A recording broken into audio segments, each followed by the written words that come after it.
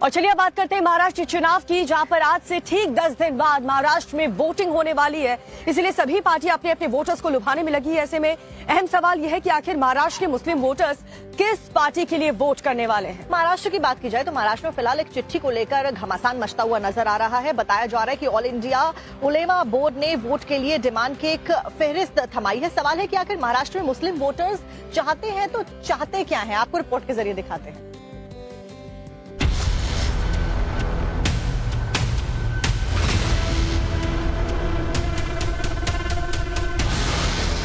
महाराष्ट्र में सियासी तूफान चल रहा है। वादों और दावों की झड़ी लगी हुई है। इन सब के बीच सबसे अहम हो गया है मुस्लिम वोट। एमवीए उस वोट बैंक को अपने खाते में क्रेडिट कराना चाहती है, लेकिन वोटिंग से पहले महाराष्ट्र में एक चिट्ठी को लेकर हंगामा मचा हुआ है। ऑल इंडिया उलेमा बोर्ड की तरफ से महाविकास अघाड़ी के नेताओं को लिखी गई इस चिट्ठी में मुसलमानों के समर्थन के बदले मांगों की लिस्ट सौंपी गई है। वैसे तो उलेमा बोर्ड की तरफ से समर्थन के बदले 17 मांगे की गई हैं, लेकिन कुछ मांगों को लेकर विवाद खड़ा हो गया है।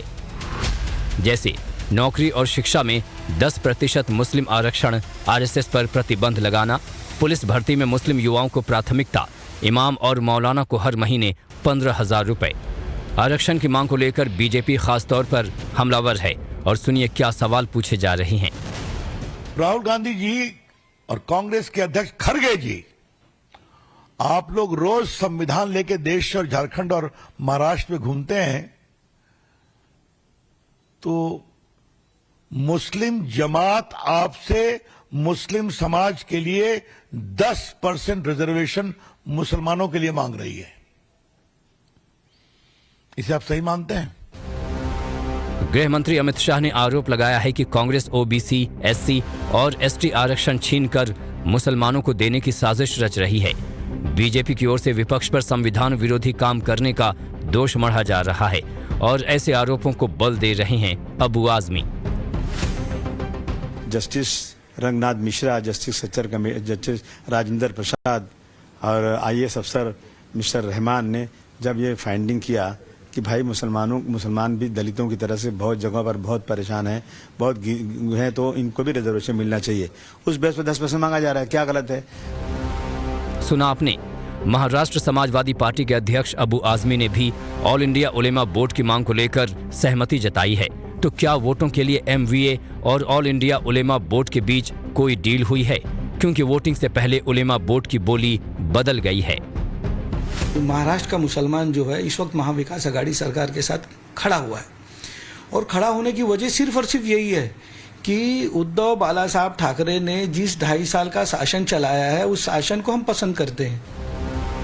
मौलाना सिराज खान मुंबई में जमीयत उलेमा के अध्यक्ष हैं और साफ तौर पर एमवीए को वोट देने की बात कह रहे हैं। हमारे को आरक्षण तो कोर्ट ने भी दे दिया है और लोगों को मिलना चाहिए, आरक्षण मिलना चाहिए, मराठा समाज को भी मिलना चाहिए, ओबीसी को भी आरक्षण जो उनको मिला हुआ है बरकरार रहना चाहिए, और मुस्लिम समाज को भी आरक्षण मिलना चाहिए। लोकतंत्र में सबसे बड़ी ताकत अगर किसी की है तो वो है वोट की। महाराष्ट्र के चुनाव की बात करें तो वहां 2 धड़े में ही सीधा मुकाबला है। एक तरफ महायुति है तो दूसरी तरफ महाअघाड़ी। कुछ इलाकों में एआईएमआईएम भी इस सियासी लड़ाई को त्रिकोणीय बना रही है। लेकिन सबसे बड़ी बात यह है कि महाराष्ट्र के मुसलमान क्या चाहते हैं। इसे जानने के लिए टाइम्स नाउ नव भारत ने एक चौपाल लगाई। मुसलमानों के ऊपर हर पार्टी की नजर है। एक तरफ बटेंगे कटेंगे, एक है तो सेफ है का नारा भाजपा की तरफ से सुनाई देता है, तो वहीं उद्धव ठाकरे और शरद पवार ही माइनॉरिटीज के असली नेता है, ऐसी गूंज भी उठ रही है। लेकिन आखिर में माइनॉरिटी क्या चाहती है, वो किस मुद्दे पर वोट करना चाहती है, ये खुद यहाँ पर मौजूद लोगों से जानेंगे मुंबई में। दरअसल भारत में मुस्लिम वोटर्स को लेकर एक मान्यता है कि वो एक मुश्त पड़ता है, लेकिन कोई तो क्राइटेरिया होगा। आखिर किस मुद्दे को लेकर मुस्लिम वोटर्स वोट करते हैं? बिल्कुल झूठ बात है कि मुसलमानों की तादाद ज्यादा हो रही है। अरे जो मुसलमानों की तादाद इतनी होती इस तरीके से तो अमेरिका और फ्रांस में जाके देखिए, 40 साल पहले जितने मुसलमान थे उससे 10 गुना ज्यादा, 50 गुना ज्यादा अभी हैं। तो वहाँ तो कोई आवाज नहीं उठती। बिल्कुल। आप क्यों उठाते हो? यहाँ पे मुसलमान अपनी तरक्की चाहता है, इस देश का वासी बन के रहना चाहता है और एक धारा में बहना चाहता है सब लोगों के साथ में। तो जरूर वो अपना फायदा चाहता है। हमारी एक संस्था है, समझो मस्जिद है, आपने हमारी मस्जिद तोड़ दी, फिर भी हम नहीं कह रहे हैं कि हम आपकी मंदिर तोड़ने आ रहे हैं ना, हम तो वही कह रहे हैं जो हमारे संविधान ने कहा है।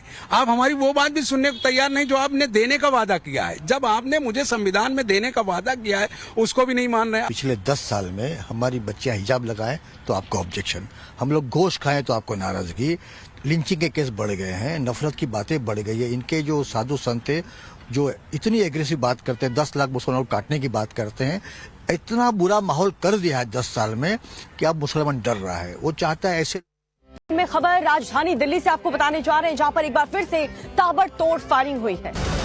तो देखिए बड़ी खबर हम आपको दिल्ली से बता रहे हैं, जहां पर बाइक सवार बदमाशों ने गोली मारी। बताया जा रहा है कि कुछ ही दिन पहले जेल से मृतक व्यक्ति निकला था, लेकिन फिलहाल ये बड़ी जानकारी मिल रही है। फायरिंग की घटना को अंजाम दिया गया। बाइक सवार अज्ञात बदमाशों ने अमित लाकड़ा नाम के शख्स की गोली मारकर हत्या कर दिया। बताया जा रहा है कि मृतक आपराधिक प्रवृत्ति का था और कुछ ही दिन पहले तिहाड़ जेल से बाहर आया था। इस मामले में गैंगवॉर के एंगल से भी जांच पड़ताल पुलिस के द्वारा फिलहाल की जा रही है। फिलहाल पुलिस हमलावरों की पहचान करने के लिए सीसीटीवी फुटेज की मदद ले रही है। तो एक बार फिर से राजधानी दिल्ली में फायरिंग की घटना सामने आई है और बताया जा रहा है कि ये जो आरोपी है वो तिहाड़ जेल से अभी कुछ दिन पहले ही बाहर आया था। इस पूरे मामले में लगातार हर एक एंगल से पुलिस की टीम जांच कर रही है।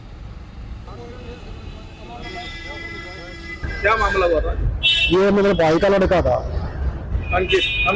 अमित लाकड़ा। तो इसको बताया जा रहा है कि कुछ लोगों ने गोलियां मार दी है। हाँ, कुछ पता नहीं लगा अभी कौन आदमी थे, अभी जांच कर रहे हैं उनकी। तो क्या किसी के ऊपर शक है, किसी के ऊपर रंजिश का मामला? नहीं, हमें किसी पे शक नहीं है। तो ये अमित आपसे कब मिला था लास्ट में? काफी दिन हो गए, हम पहले अंदर रहते थे, अब हम बाहर आ गए हैं इधर। तब मुलाकात कभी कभार होती थी, हमारे पास आ जाते थे। क्या काम करता था फिलहाल? काम कुछ नहीं करता था, कोई काम नहीं करता? ना कोई काम नहीं। तो फिर बताया गया कि पहले भी किसी? हाँ, पहले हुआ 1-2 बार, बंद भी हुआ, जेल में भी हुआ। तिहाड़ जेल में। गैंग से भी संबंध है? न गैंग का तो नहीं पता, लेकिन ये थोड़ा नशा वगैरह करते थे, उससे थोड़ा थे संबंध इसके अलग। बहुत बड़ा रेल हादसा होते होते टल गया, क्योंकि जिस ट्रैक से रेल गुजर रही थी उस वक्त ट्रैक के किनारे जो खेत थे वहां पर अचानक से आग लग गई। आग की लपटों को देखकर वहां पर एक व्यक्ति था अंदर ट्रेन में ही, जिसने ट्रेन की जो चेन होती है उसको पुल करके ट्रेन को रोक लिया। आगे क्या हुआ आपको दिखाते हैं। जब रेलवे पटरी के किनारे लगी आग तो यात्रियों में मची भगदड़। ट्रेन रुकी है, यात्रियों में अफरा तफरी मची है। कई पैसेंजर्स ट्रेन से कूदते हुए नजर आ रहे हैं। तो वहीं आग को बुझाने की कोशिश भी की जा रही है। रेलवे पटरी के किनारे अग्निकांड की यह घटना महाराष्ट्र के ठाणे जिले में कसारा स्टेशन के पास की है, जहां खेतों में लगी आग की लपटें एक कोच तक पहुंच गई। जब नंदीग्राम एक्सप्रेसवे वहां से गुजर रही थी उसी वक्त किनारे के खेतों में आग लग गई। आग की लपटें रेलवे ट्रैक तक पहुंच गई। आग की लपटों को देखकर यात्री घबरा गए और चेन पुलिंग कर ट्रेन रोक दी। हालांकि आसपास के लोग आग बुझाने के लिए दौड़ पड़े।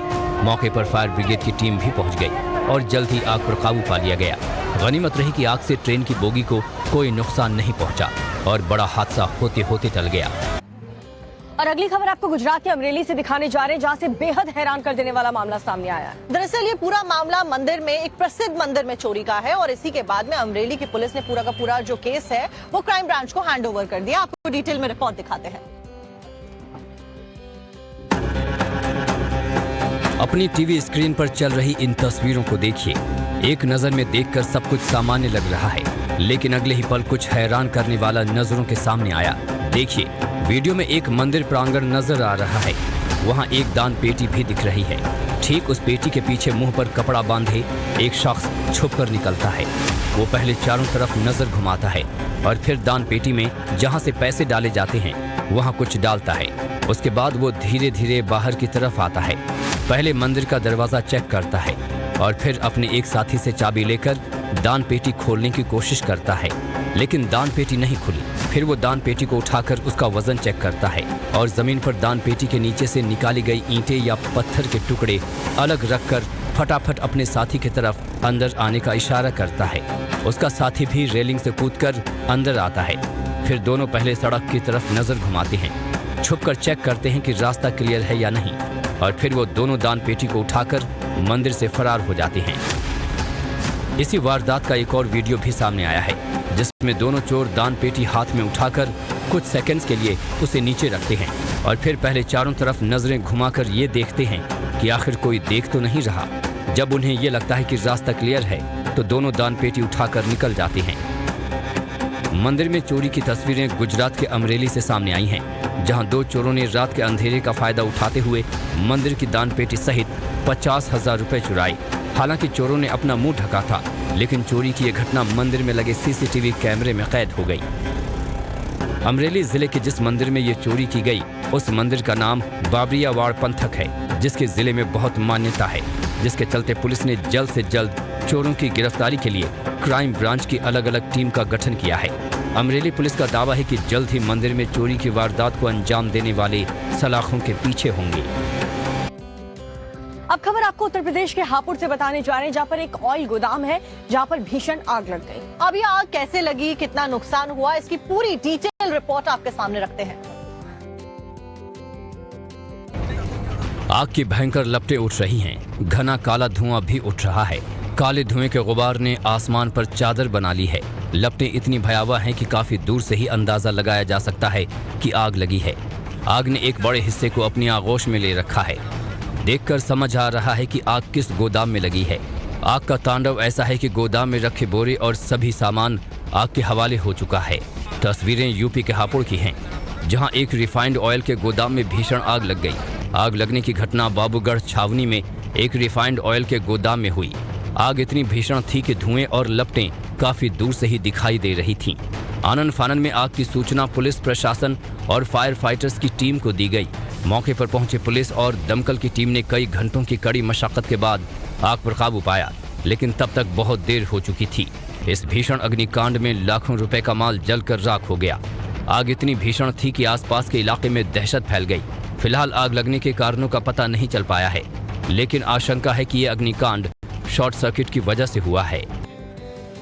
और महाराष्ट्र में इस वक्त में और साक्षी मौजूद हैं और महाराष्ट्र की ही बड़ी खबर आपको बताते हैं। विधानसभा चुनाव को लेकर के बीजेपी की तरफ से आज संकल्प पत्र जारी किया जाएगा। खुद गृहमंत्री अमित शाह बीजेपी का मैनिफेस्टो आज रिलीज करेंगे। तो आज कई सारे वादे बीजेपी के द्वारा किए जा सकते हैं। खास करके कहा जा रहा है कि महिलाओं को लेकर बड़ा ऐलान बीजेपी कर सकती है। आज सुबह 10:15 बजे का टाइम दिया गया है, जब प्रधानमंत्री नरेंद्र मोदी यानी कि बीजेपी के द्वारा ये संकल्प पत्र जारी किया जाएगा। गृहमंत्री अमित शाह बीजेपी का मैनिफेस्टो जारी करने वाले हैं। सुबह 10:15 पर बीकेसी बांद्रा में होना है कार्यक्रम। संकल्प पत्र जारी करने के बाद आज अमित शाह 3 रैलियों को भी संबोधित करने वाले हैं। उनका संबोधन भी बेहद खास रहने वाला है। जलगांव, बुल्ढाना और अमरावती में गृहमंत्री अमित शाह की रैली फिलहाल होने वाली है, जिसको लेकर तमाम तैयारियां लगातार जारी हैं।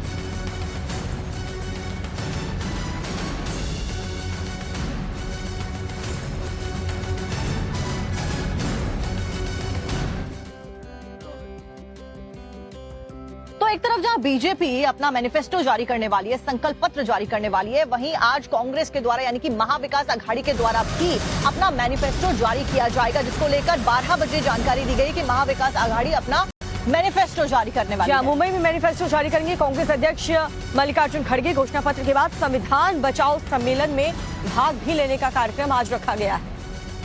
जहां भारतीय जनता पार्टी की तरफ से गृह मंत्री अमित शाह आज मैनिफेस्टो जारी करने वाले हैं, वहीं महाविकास अघाड़ी यानी कि कांग्रेस की तरफ से 12 बजे मैनिफेस्टो जारी किया जाएगा। मल्लिकार्जुन खड़गे जो कि कांग्रेस की तरफ से मैनिफेस्टो जारी करते हुए नजर आने वाले हैं।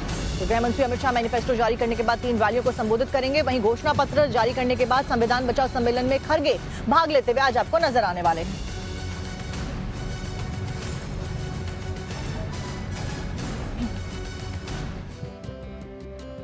और इस पीछे एक और बड़ी खबर आपको बताते हैं। झारखंड विधानसभा चुनाव से जुड़ी हुई बड़ी जानकारी, जहां पर आज झारखंड में चुनाव प्रचार करने वाले हैं प्रधानमंत्री नरेंद्र मोदी।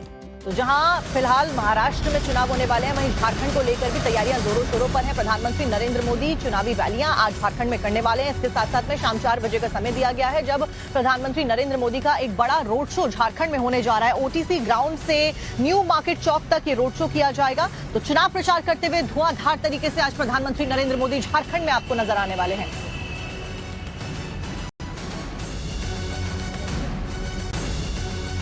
झारखंड के बोकारो और गुमला में चुनावी जनसभा को संबोधित करेंगे। रांची से प्रधानमंत्री नरेंद्र मोदी का बड़ा मेगा रोड शो आज होता हुआ नजर आएगा। तो एक तरफ महाराष्ट्र को लेकर के चुनाव प्रचार में जुटी हुई है भारतीय जनता पार्टी, तो दूसरी तरफ झारखंड विधानसभा चुनाव को लेकर के भी हलचल काफी तेज है। आज झारखंड में चुनाव प्रचार खुद पीएम मोदी करने वाले हैं। 3 किलोमीटर का रोड शो होगा मोदी जी का। बहुत ही ऐतिहासिक रोड शो है। जन सैलाब उतर के आएगा और बहुत ही ऐतिहासिक बनेगा। 3 किलोमीटर का रोड। और पंजाब के अमृतसर से इस वक्त की बड़ी खबर हम आपको बताते हैं, जहां पर बदमाशों के बीच में और पुलिस के साथ में एनकाउंटर हुआ है और इसी बीच डकैती के आरोपी को एनकाउंटर में ढेर किया गया है। जी हाँ, ये बड़ी खबर आपको बता रहे हैं, जहां पर बेला बाईपास के पास जख्मी लुटेरा गिरफ्तार हो चुका है। आरोपी के खिलाफ लूट के 2 मामले पहले से ही दर्ज थे। तो अमृतसर पुलिस की ये बड़ी कार्रवाई, बदमाश और पुलिस के बीच में एनकाउंटर होता है, जहां पर मुठभेड़ में डकैती का आरोपी जख्मी हुआ है। महिला बाईपास के पास जख्मी लुटेरा गिरफ्तार फिलहाल कर लिया गया है पुलिस के द्वारा।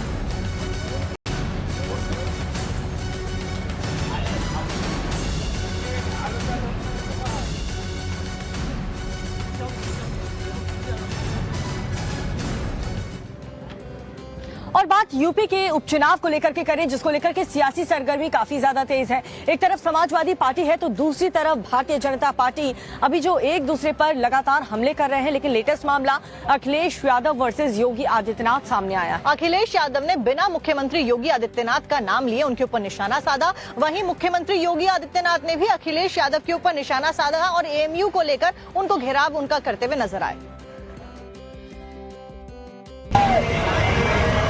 पहले इस तस्वीर को देखिए जो मैनपुरी की है। तस्वीरों में आप साफ देख सकते हैं बुलडोजर पर चढ़कर समर्थक सीएम योगी को सुनने आए हैं। दरअसल मैनपुरी का ये इलाका समाजवादी पार्टी का गढ़ माना जाता है। अब जब समाजवादी पार्टी के गढ़ में बुलडोजर का बोलबाला बढ़ेगा तो फिर दर्द तो होगा ही। समाजवादी पार्टी की तरफ से भी कुछ ऐसा ही हुआ। बीजेपी पर जमकर हमले हुए।